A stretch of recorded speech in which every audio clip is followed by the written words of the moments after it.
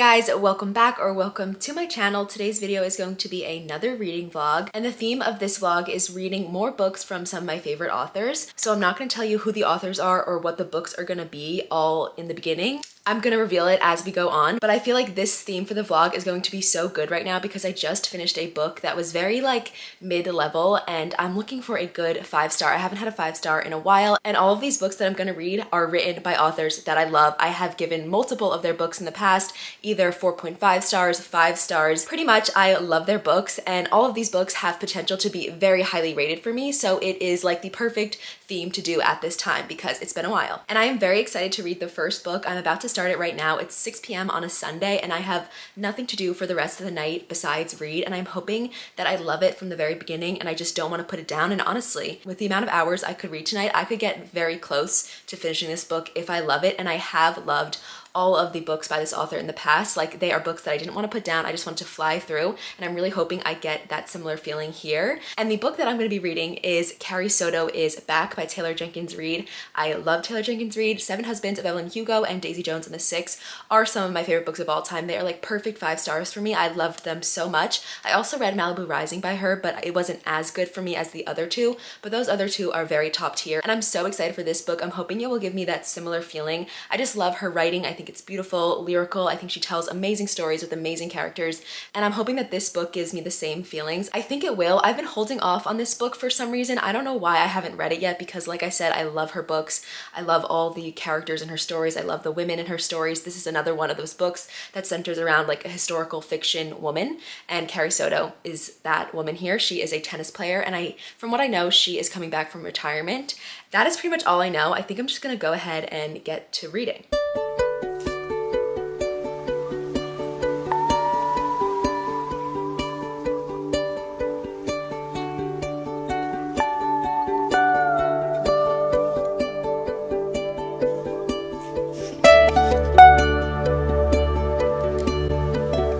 Okay, so I just got to this new part of the book, The Comeback, which I thought would be a perfect place to give you guys a little update. So The Comeback is going to start with her trying to come out of retirement, and pretty much the first section that I read was her entire history of how she became the tennis player that she is or was, and just her history from a child growing up, all of that stuff, and it was very interesting. This book is super good so far. It is giving me all the feelings of other Taylor Jenkins Reid books, and I'm just loving it. I'm flipping through it. I'm finding the story to be very enthralling. It's sucking me in. I just want to know what happened, and yeah, I'm just loving the story already. And I'm actually realizing what I think I like about Taylor Jenkins Reid books. She usually takes you through the journey of someone becoming like the greatest of all time at something. So for Carrie Soto, it is tennis, or not the greatest of all time, but just becoming popular, well-known, renowned in their field, like, you know, one of the best, if not the best. And then for Evelyn Hugo, it is kind of, you're following her rise to fame as a Hollywood starlet. She was like an actress in all these movies and things. And then for Daisy Jones and the Six, you're watching how the band became this successful band, super popular. And I think that's kind of what she does, like a story of someone on the up and up and how they got to where they are. And then the story usually involves them at their top and then also on their way down, and how they, you know, how they can't always keep the height of their success forever. But we haven't gotten to that here, of course, yet. Or I guess we have, because we do know that she is retired and she's making the comeback. But I think that's what I like about these books. It's just like incredible stories, and you feel like they could be real stories about like real people and like their journeys to success. And I don't know, I just find them to be really addicting to read. I'm flipping through the pages. It's very entertaining. I'm not bored. This is exactly like the reading feeling I was looking for, and I knew that TJR would deliver it. It also is kind of reminding me of Check and Mate by Ali Hazelwood, where they go a lot into the chess strategy and like the back and forth in the chess matches and how to win and all that stuff. And you get taken through the matches with a very like detailed play-by-play. I feel like you get a bit of that with her tennis matches in this book, and I also like that, and I really liked that aspect of Check and Mate. So I think I do like a sports or competitive aspect when they go into it. A lot of times there's sports romance books, like hockey romance books, and they don't really go into the hockey game itself. They just talk about like the hot boys on the team. So I think I do like to get into the nitty-gritty of the competition. And so I'm enjoying that part about this book, and I am just gonna continue reading. I'm really liking it so far, and I want to see how the story unfolds. So far so good. Nothing but good things to say.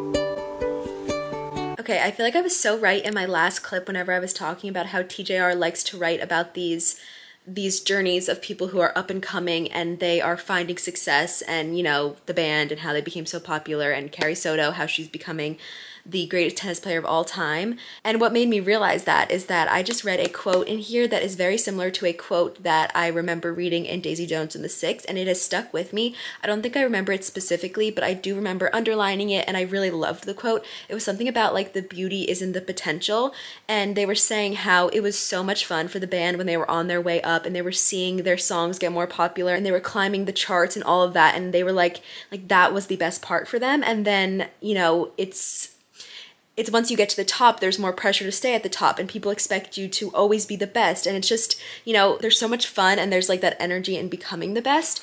And there's a quote in this book that is like very similar in my opinion. It says, "It sends a tiny thrill through me, like I'm a teenager again, staring up at a mountain I have yet to scale. Each match a step toward the top. It has been so long since I have felt the perfect ache of climbing." So like that perfect ache of climbing that Carrie Soto is talking about, it's like, you know, all about the potential. When I'm feeling less lazy, I'll get up and look for the actual quote that I'm talking about from Daisy Jones. But I think like this is exactly why I like these stories. Like I feel like I love that journey. Okay, it is the next day now, and you guys are very jankily resting on my water bottle, but I'm about to go to the beach. It's 2:30 and I'm gonna get some reading done. I got to page 162 last night in this book, and I'm just absolutely loving it. I don't have anything else to say besides from like the last time I checked in with you guys, but I checked on Goodreads and that puts me at 40% through this book, and I have a good feeling that I could finish it tonight because it is giving me those like addicted, can't stop reading vibes. So my plan is just to read a bunch and hopefully finish it. I feel like a lot of times I say that in reading vlogs and then I come nowhere close to finishing it, but I have a good feeling that I could tonight.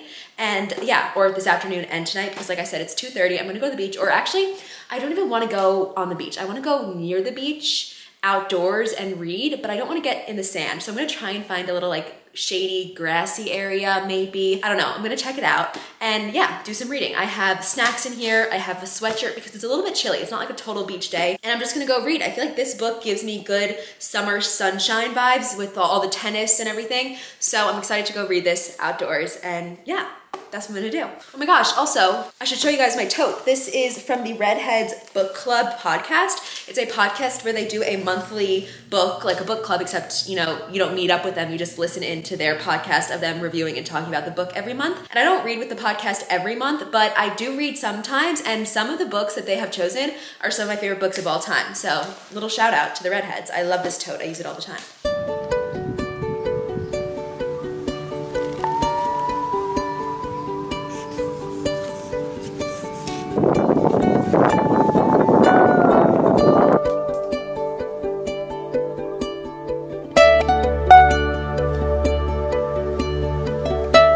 Okay, I finished Carrie Soto is Back, so I was right earlier this afternoon that I was gonna finish it, probably for like the first time I've ever said that on a vlog, so go me. And I really enjoyed this. I know that it's not a 5-star like Evelyn Hugo and Daisy Jones and the Six, but I think it's like either a 4 or a 4.25. It's not even a 4.5, but I did really love it. I really enjoyed it, nothing bad to say. I think what is preventing it from being a 5 is that it did seem a bit more of a simple story than those other ones that I love so much, and just not like a simple story, but there was a little bit like less emotional depth and history and character backstory and dynamics and relationships and all of that. Like the other books that I loved by TJR just seemed to have more of that, and this was a lot. Honestly, it was like you were just reading about a game of tennis. It wasn't just one game, it was multiple games over multiple years, over decades, but that's kind of what it felt like. It was pretty much all about one thing, and that was tennis, and it was a lot of strategy and a lot of in the weeds tennis, and I actually love that. It makes me want to watch more tennis this summer, especially the US Open. And I know my mom loves watching tennis, and I don't usually watch with her, but maybe I'll watch some, maybe I'll even go. I've always wanted to go. I mean, I'm kind of getting crazy here, but either way, new appreciation for tennis. And also, Taylor Jenkins Reid must have done so much research on tennis, or she has played herself, because like I said, there is so much strategy and so much like thought process and just, I don't know, so much tennis in here. I'm like kind of shook that she wrote a book that detailed on it, but I guess that's what authors do. They have to research everything. So yeah, I really enjoyed it. It is not a 5-star because like I said, it just seemed a bit more of like a simple basic story. I did cry. There is a beautiful father-daughter relationship in here. That's one thing. TJR can make me cry. It's not like sob, sob, sob, but she can make me cry. In Evelyn Hugo, I did sob. I was a sobbing mess. That is like the vivid image I have of me while reading that book. But I cried a little bit in this. I shed a tear. It was a beautiful father-daughter relationship. He was her coach the entire time, and I loved their moments together. I loved their coaching style. I loved just them playing tennis together. Honestly, that is what this book was, them playing tennis together with a few other side characters as well, and Carrie Soto's personal growth story. Also, she's a little bit unlikable. People have said that, and it's definitely true. I didn't hate her, but I didn't really like connect to her or like feel for her. She was very, not that I didn't feel for her, I feel like I didn't connect to her growth story just because, I don't know, she was a little, like, I didn't really like her that much. I liked how good she was at tennis, and I liked the story that was told through her story, but like she was very harsh and rude and mean, and yeah, but she was like the greatest athlete of all time, and she didn't take anyone's shit, and she knew she was the best, and she just acted like it. She was like, why do I have to act like I'm not the best when I know that I am?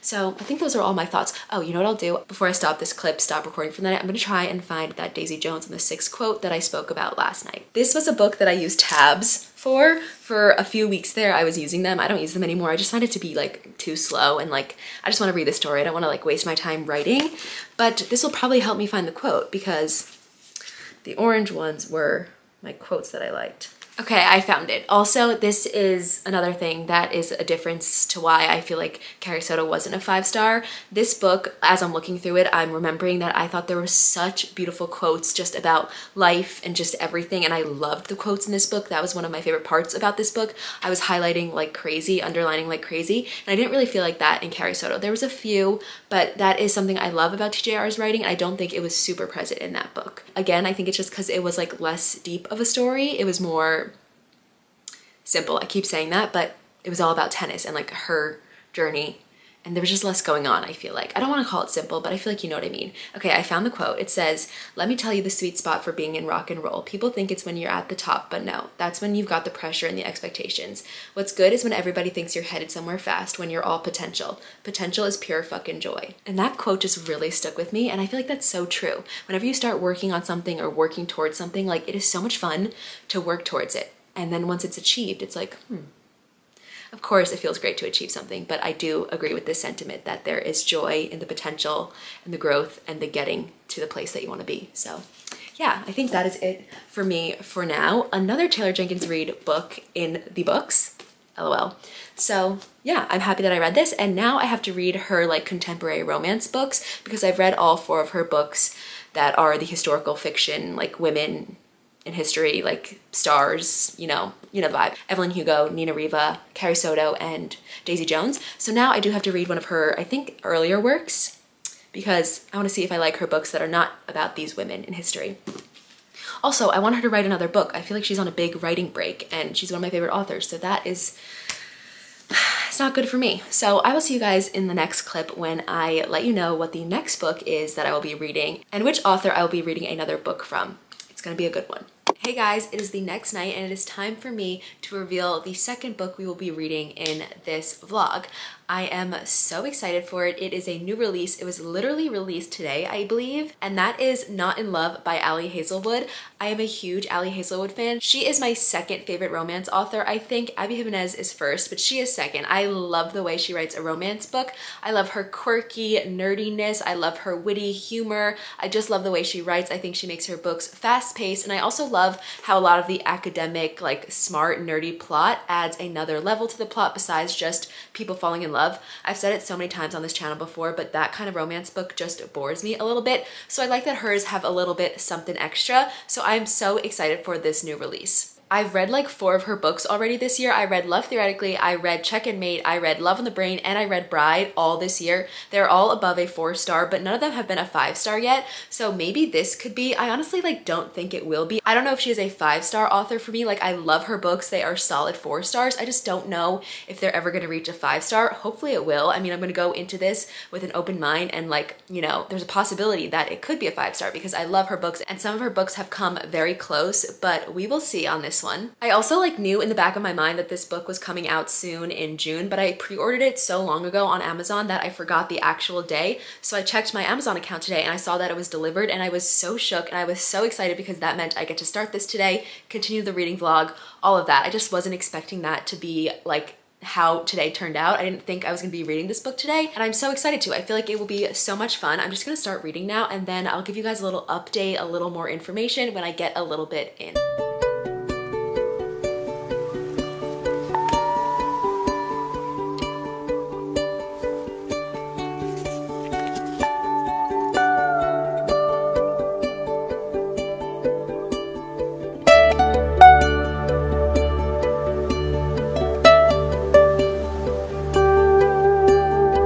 Wow, this book is already having an interesting turn of events. On the first page, there's like a little author note. It says, "Dear reader, I just wanted to drop a quick note to let you know that Not in Love is tonally a little different from the works I've published in the past. Rue and Eli have dealt with and still deal with the fallout from issues such as grief, food insecurity, and child neglect.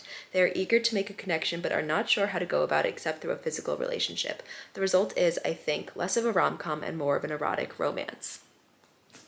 Now that is something that I will enjoy. I love a spicy erotic romance, like a good mafia erotic romance. That is my cup of tea. So I'm excited. I've already told you guys that I don't love rom-coms. I do like them occasionally, but erotic romance, that is like my bread and butter, or it used to be. I don't read it that much anymore, but that is what like I first got into reading on.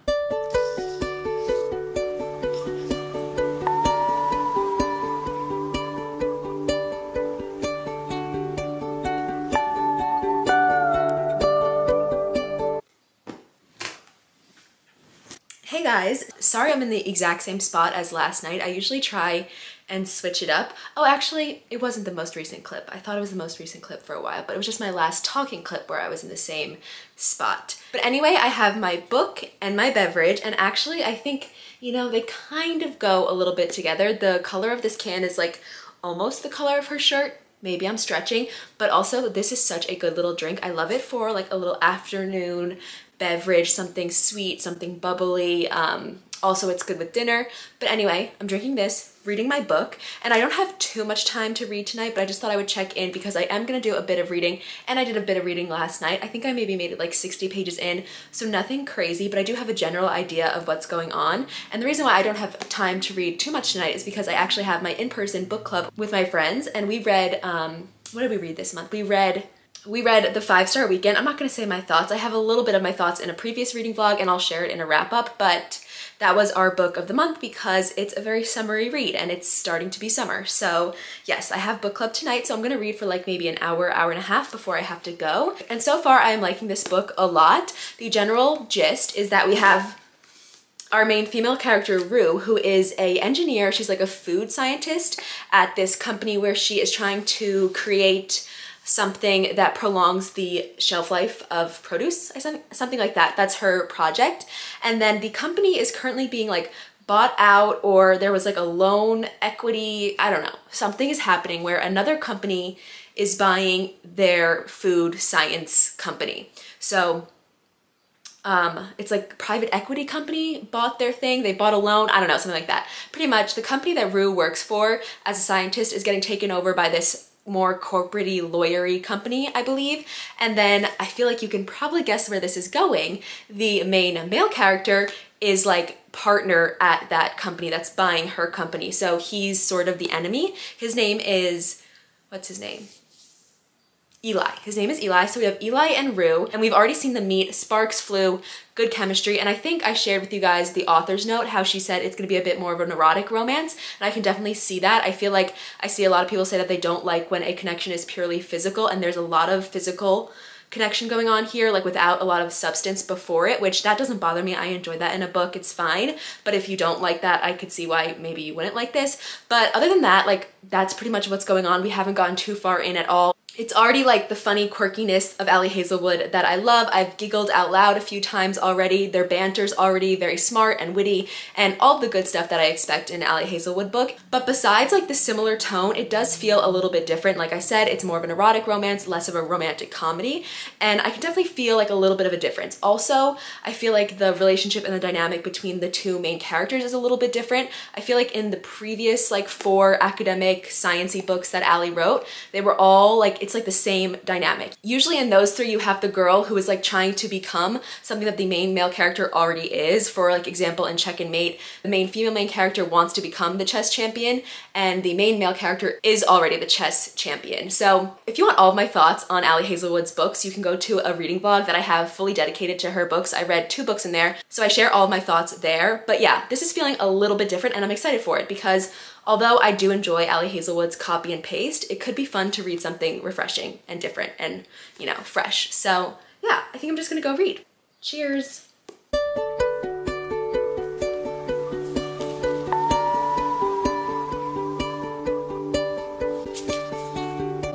You guys, I am so freaking excited. It's like the same time as I last talked to you, just like the next day. I have a huge bowl of pasta. It is cottage cheese Alfredo. Might sound bad, but it's so delicious. There's chicken, a bunch of veggies, Parmesan cheese. Look how good that looks. I'm so excited to eat it. And I have the same drink from yesterday. Like I said, I'm on a kick with it. It is like a little alarmingly pink, and I'm in such a mood to read, which is really good because for this week, I really haven't been in the biggest reading mood. So I'm taking advantage of it and I'm just gonna sit here for a couple of hours and read. I think I got to like a page 100 yesterday, but I'm just so excited to sit here and read. And I do have stuff to do, but I'm just pushing it off because I wanna read right now while I eat my dinner. I'm like the classic iPad kid who needs entertainment while she eats, except it's not an iPad, it's a book. And that is much better for your brain. So I'm gonna eat this and read. It's gonna be amazing. Hey guys, so from the last clip you saw, things definitely didn't go as planned. I was expecting to read a lot that night. That was last Thursday. It is now Monday, and I thought I was gonna read that whole night. I probably was gonna update you guys more, get a good way into that book. But something came up where so pretty much I went home last weekend and I thought I was gonna leave Friday morning, but I ended up leaving Thursday night. So pretty much like a half an hour after I updated you guys, I had to stop reading and I didn't read any more of this book this weekend because I was going home and I didn't want to have to film for this reading vlog and like make my thoughts. I just thought it wouldn't be like a good environment for my thoughts. So I decided to take a break on this book and then read a different book over the weekend, which I did. I started and finished a whole other book, which I loved.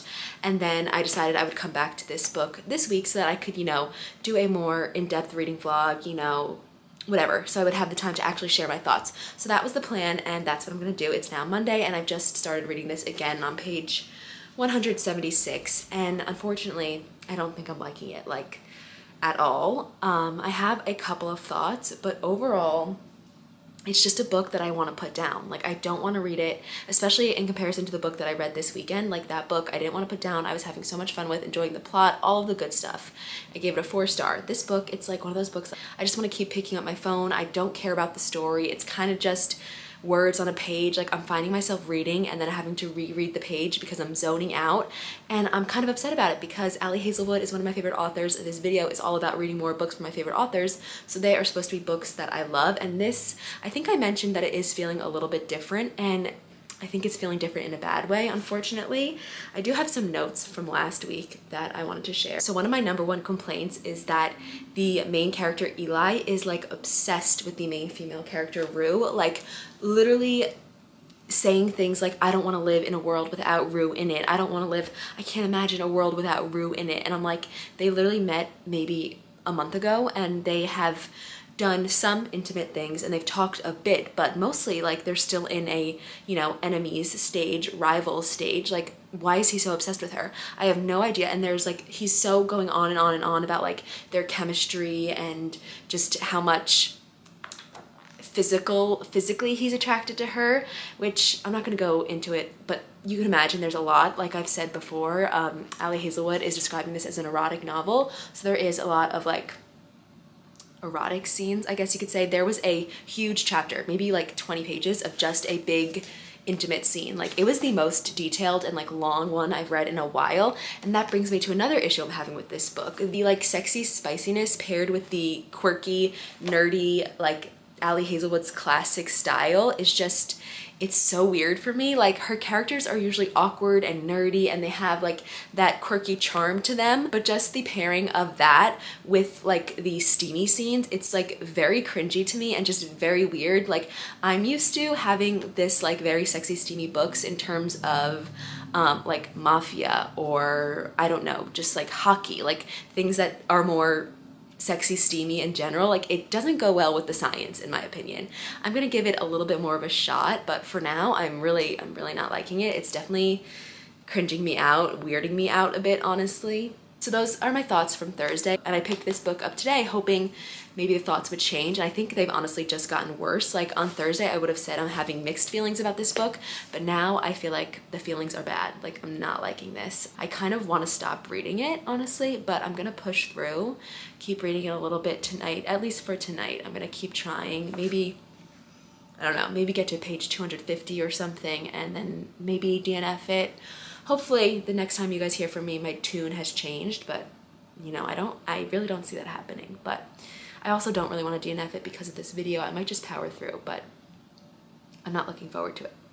Hey guys, it is the next day. It is Tuesday afternoon. It is a gorgeous day out, so I am going to the beach in hopes to get myself to finish this book. So we'll see how that goes, but I'm gonna try and sit and read and finish as much as possible. Read this until I can't read it no more.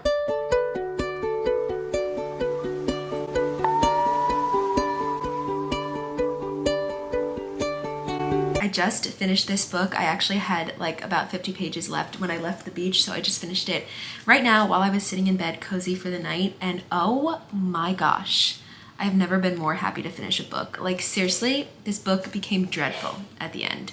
Or I don't know if it became any worse. I was just so over it. Like, the only thought I had while reading was, I cannot wait for this book to be over. I didn't read the epilogue. I never do that. I at least read it if I'm a little bit curious. I had no curiosity. I did not want to read any more of this book. I even had to skim a little of this book. Definitely some of the intimate scenes at the end, and then also just the ending in general. Like, I needed this book to be over, and I usually also never skim, so I don't know what it was about this book, but I really didn't like it. I think the main issue is that I felt zero connection, zero love, zero romance. Like, I didn't feel any of it. It was just like I was reading words, and then they would go in these deep emotional, like, I feel like Ali Hazelwood was trying to make it like an epic love with a lot of emotion and depth, and they changed each other. It was a life-changing, amazing love story. And I was reading these words describing this, and I was just like, nope, nope, nope, which I think made me even more like confused and zoned out. And like, I literally blacked out him confessing his love to her, like, because it was referenced later on in the book, and I was like, wait, when did he do that? So I completely missed the love confession. So that is just like one little hint at how much I was not invested. So happy that this is over. It did not get better, unfortunately. Like, I thought maybe yesterday it would. No, it did not. I also think usually I like Ali's quirky, cute, awkward, sciencey, nerdy talk. In this book, it kind of just bothered me. Maybe it's because the book was bothering me in general. And then the main thing I liked about this book was that there was a little bit of a mystery. I think way back when in my first clip I was talking here, it was about how the company that Rue works for was being bought by this like private equity company, and that is what Eli works for. So there was this like eneminess between the two companies, and there was definitely a drama and mystery, slight mystery going on in there, and that is like the most thing that kept me reading and kept me engaged in the story, because I was curious to see how that would all play out. But overall, I did not like this book. I think I'm gonna give it a 2.75, which is bad for me. If a book's in the 2, I didn't really like it. And I really didn't like it. I have strong feelings of dislike, so that's gotta be in the 2s. I'm happy this is over. I'm really sad because the whole point of this video is reading books from my favorite authors, and Ali Hazelwood has been one of my recently rediscovered favorite authors, and now I'm like, is she? So I'm kind of confused. I guess I'll have to read her next release to see, but maybe it's just like the erotic STEM romance, not for me. I think I'm gonna take a little bit of a reading break now and then start my next book, except I think I'll wait till tomorrow to show you guys the book, even if I start it tonight. Keep you guys on the edge of your seat. on your toes. I am so excited because it is Wednesday, 1 p.m., maybe 1:30 p.m., and my entire schedule for the rest of the day is cleared for reading. I'm just gonna sit down for hours and read my little butt off. And I know what you might be thinking. A couple clips ago with Not in Love, I was talking about how all I wanted to do was sit and read for the next few hours, and that did not work out. But it will work out today because there is going to be no unforeseen change in plans. Like literally nothing is gonna come up. I am so excited to just sit here and read, and it's gonna happen. And we have the most exciting book. I have been saving the best for last. This is the book that the entire video was kind of like built around. And like, I know that this book is gonna be a good one. And I know that this author, she just makes me wanna sit and binge books. Like I have no doubt that I will be enjoying this book, not wanting to put it down, which honestly I'm praying for. Like I think it's gonna happen, but I'm still praying for it because the last book was a little bit of a disaster. But we are moving on. We are having a clean slate. We are gonna read hopefully a 5-star from one of my favorite authors, and drum roll please. That book is The Women by Kristin Hannah. This is her new release of the year. I love Kristin Hannah. She writes the best historical fictions. I read historical fiction quite a lot, and I just think she does it the best in the game. Her books are so emotional, they make me cry, and they're also like super fascinating, interesting stories. I find her historical fiction books to be more addicting and more bingeable than like some thrillers or romances, which is, you know, not what you would think, but she is just such a good writer. I love her books. She's absolutely one of my favorite authors, probably my favorite author. I don't know, I can't choose, but she is way up there. And like I said, I built this video around this book. Okay, sweatshirt is off. I got a little bit excited talking about this book, heated up a little. But anyway, this is a historical fiction that focuses on a young woman in the Vietnam War. She is a nurse, I believe, and it follows her during the war and after. That is all I know. That is all I want to know. I did read the first chapter and I'm already interested. I'm excited to read this book. I read that last night, but today is when I'm really going to get into it. I feel like I could get a good chunk into this because, like I said, it's 1 p.m. and I have all afternoon, all night to read. So that is what I'm going to do. I am so excited. We are settling in. I'm gonna take off this dust jacket, whatever it's called. Sometimes I actually do keep it on, but for this book, I'm gonna take it off. It's honestly a little bit like greasy, sunscreeny. A few of my family members read this while we were on vacation in Mexico, so it was read by the beach and by the pool.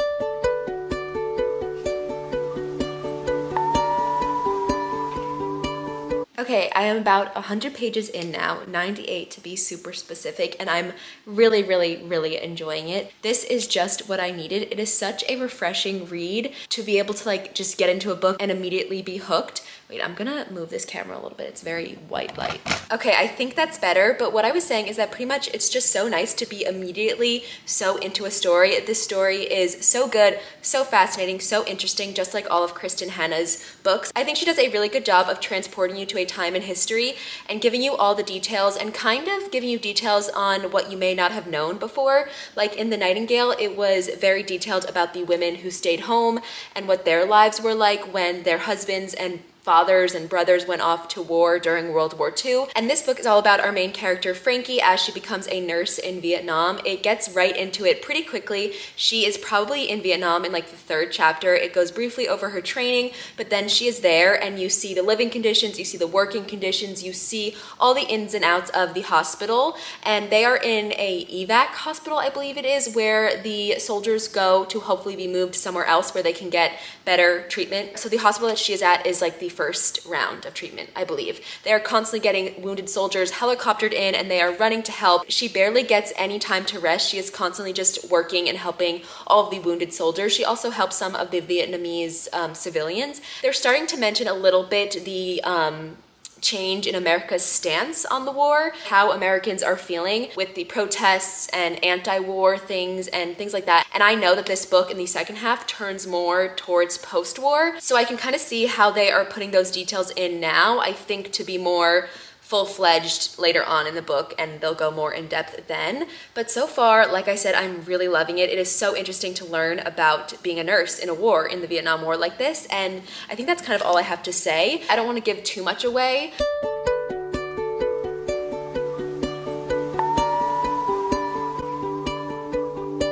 Okay, it is now a while later. As you can see, I'm all clean, cozy in bed, reading for the night. and I'm on page 170, and I'm loving this book even more than I was last time I talked to you guys. It's really good, very interesting. Like, I'm even more invested and more not wanting to put it down, which is the feeling I'm always chasing when I'm reading. And I've come across an interesting thought. So I feel like a lot of times in Kristin Hannah books, she's writing about these like very depressing historical events, specifically World War II, or I also read The Great Alone, which was, I guess it wasn't a historical event, but it was about like this struggling family in the Alaskan wilderness. Honestly, I read that one a while ago, so I forget the details, but I've also read Winter Garden by her, and I've read The Nightingale, and those are both World War II, and they are very like overarchingly depressing and sad and just like very full of hardships and like very kind of, I would say, like heavy tones. And this book does deal with a lot of heavy things as well. She is a nurse in Vietnam. She is constantly dealing with soldiers dying and seeing crazy things and legs being blown off, and she's already lost someone that she's cared about. So there is a lot of things going on here, but the tone is very different. It's almost like there is a bit of like a happy carefreeness to the book as well, which Kristin Hannah has also mentioned herself a few times, how it's kind of weird, the juxtaposition between like the joy and the war, because it is kind of like a group of young kids. Like, all of these people are like 25. All of the nurses and doctors and even the soldiers and the medics and everyone, they're like 25 or younger. Like, a lot of them are like 18 years old. And you're kind of watching a lot of interesting dynamics and relationships here between all the different people in the war, everyone who's helping out, and you see them do things like have beach parties and hang out at like the bar, and it's not really a bar, but it's like a bar at the hospital base.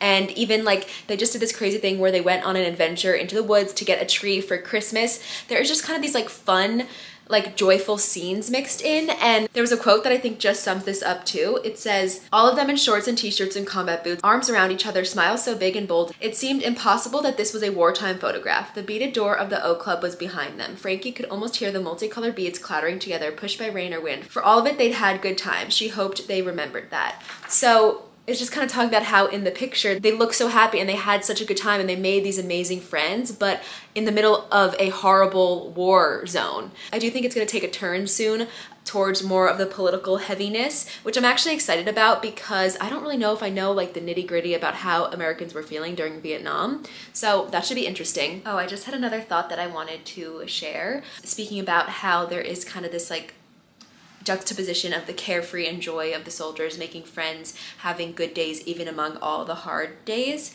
I'm wondering if that actually happened. Like, I'm reading it and I'm like, there's no way that this actually could have happened for the soldiers and I guess it's not really the soldiers, it's more of like the medical help, not on the front line. But either way, I'm thinking like there's no way that there would have been these good days and these good times.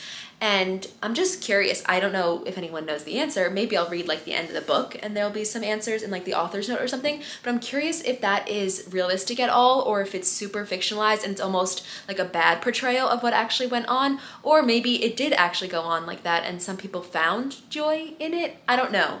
Not that they're finding joy, but they are having some good times. And I'm just curious if it's realistic or if it's like a false narrative. Not like a false narrative, but if it's like harmful to what they actually went through, you know?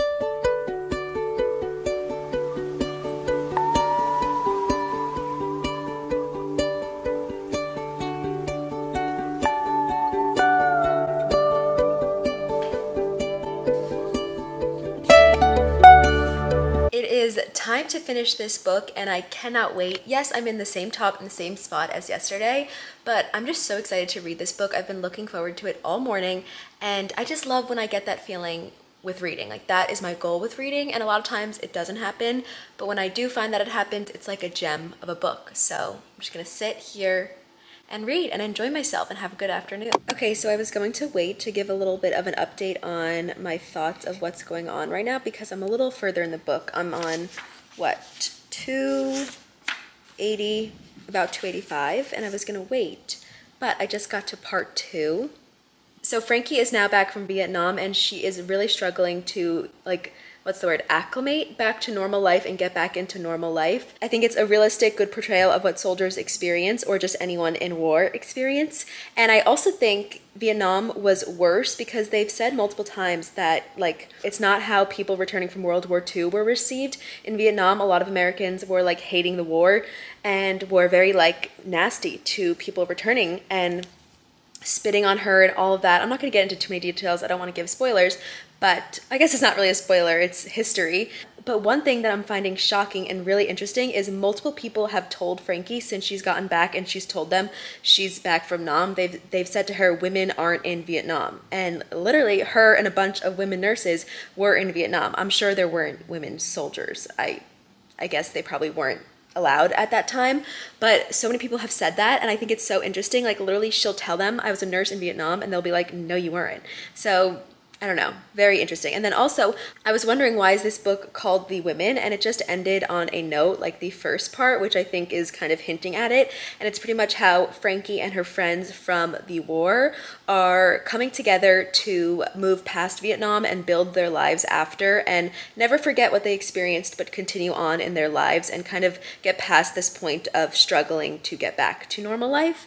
And she is saying how her girlfriends are helping her through it, and not the men in the world who are pushing her down and making it more hard for her in this, you know, man's world. So it's kind of like women empowerment vibes, and I'm loving it. Okay, I'm still going strong with this book. We're on page 359, and I just came across a line that I feel like I need to share, because you know how I was talking about how I wonder why the book is called The Women? Like obviously it's about a woman in war, but like why is that the name of the book?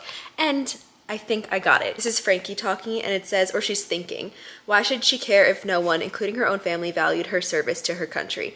Why should she care that no one remembered the women? She remembered. Why wasn't that enough? Oh my gosh. This book just got me good. Literally, I had one of the moments where you're like, I'm shook. I'm shook. Oh my gosh, another twist. This book is getting crazy. It's kind of like, it's getting a little bit like dramatic, like soap opera-y. Not in a bad way, and not soap opera-y, that's definitely wrong. But it's getting more like drama filled. Definitely leaving like war zone Vietnam in the past. I feel like this book is doing it all.